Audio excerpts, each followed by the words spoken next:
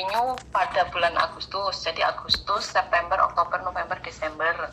Jadi baru jalan 4 bulan terus pulang ke Indonesia. Cuma udah bikin maksudnya buat kesepakatan sama majikan kan udah lama, maksudnya kan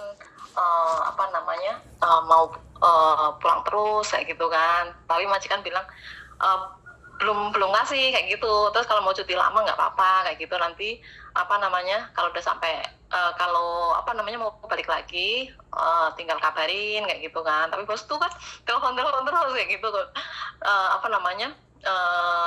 bisa balik lagi atau enggak kayak gitu kan. Tapi yang terakhir kan udah 4 bulan jalan, jadi di rumah kan udah 4 bulan setengah kayak gitu ya. Takutnya kan bermasalah gitu. Jadi itu maksudnya kalau balik lagi itu masih bisa atau harus memulai proses awal gitu. Visa sampean sudah selesai kan? Sudah finish? Yang dulu finish, jadi yang ini kan baru renew, jadi saya masih punya visa panjang. Oke, sampai telepon. Agustus 2025. Oke, telepon sama majikannya. Dia masih mau apa enggak? Kalau dia enggak mutus, sampean bisa balik, tapi setelah balik sampean laporan ke imigrasi sama majikan. Oh, begitu ya? Ya. Makanya sampean telepon dulu majikannya. Kalau majikannya terima kasih. kamu boleh balik sini. Terima kasih banyak, Kak. Ya sebentar aku tak jelasin dulu, sampean dijelasin kayak orang lari-lari aja, Mbak sampean itu nanya kita jelasin, udah makasih terus mau ditutup kayak gitu. Aku gak paham. Enggak. Ya terima kasih banyak. Sampean telepon dulu majikan, visanya udah diputus apa belum? Kalau belum diputus ya silakan. Baru ya dengerin saya ngomong dulu, Mbak. Sampean halo. Halo, woi Mbak. Saya belum selesai ngomong. Bisa dipahami nggak? Oh iya. Ini soalnya telat. Saya ngomong di sananya dengerinnya telat. Bisa dipahami nggak? Oh gitu. Oh iya. Nah, makanya sampean dengerin dulu sampai saya berhenti ngomong. Oh iya, maaf. Jadi sampean tanyakan kepada majikan. Kalau dia masih mau, ya silahkan. Sampean tinggal minta uang tiket terus balik, gitu aja. Iya. Nah, kalau majikan udah bilang udah mutus, ya sudah. Terus majikan misalnya nggak ngangkat teleponnya sampean, ya sudah.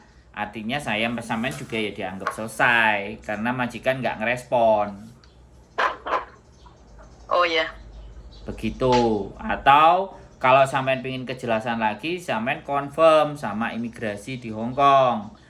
Sampean bisa telepon dari Indonesia, nomor imigrasi, nomor visa sampean sekian atas nama saya. Apakah sudah diputus apa belum sama majikan? Kalau sampean nggak bisa menghubungi majikan gitu loh. Oh iya. Sudah jelas? Ya sudah. Sampean mau ngomong apa sekarang? Gantian. Ya sudah itu aja. Sudah cukup jelas ya. Oke? Ya, oke. Oke, siap. Kalau kayak gitu, terima kasih. Ya, sayang terima kasih banyak. Oke, siap. Selamat malam. Wassalamualaikum warahmatullahi wabarakatuh. Selamat siang. Oke teman-teman semuanya udah pulang 4 bulan di rumah. Katanya majikannya kalau mau balik silahkan balik.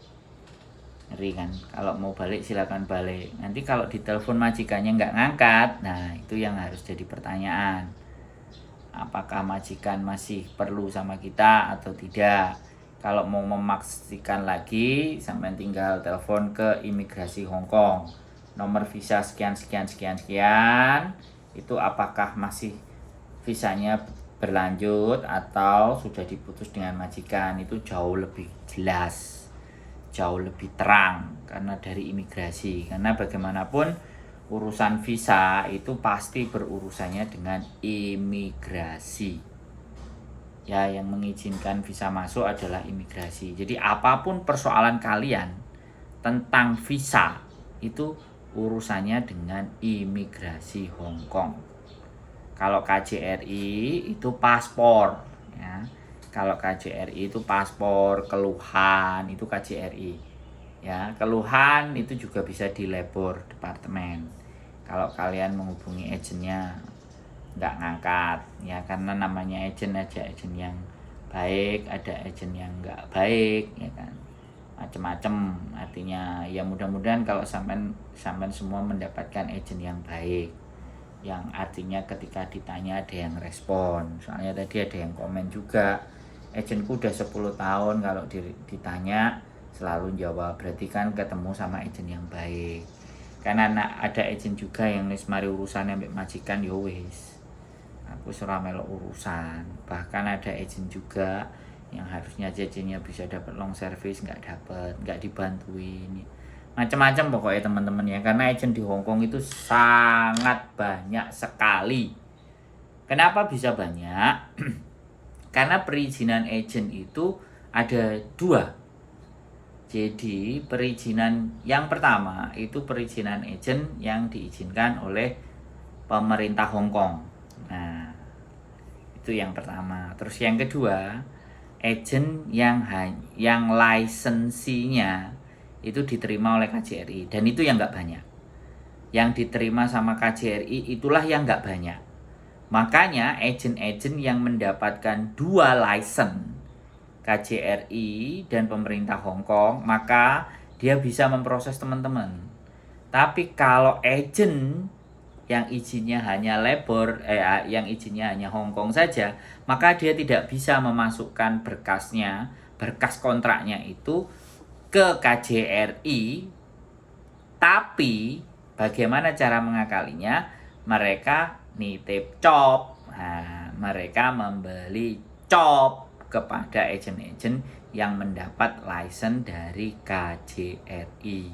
Jadi seperti itu ya. Nah, kalau mendapatkan cop otomatis dia harus beli copnya gitu teman-teman. Nah, berapa angka beli copnya? Bervariasi dan bermacam-macam.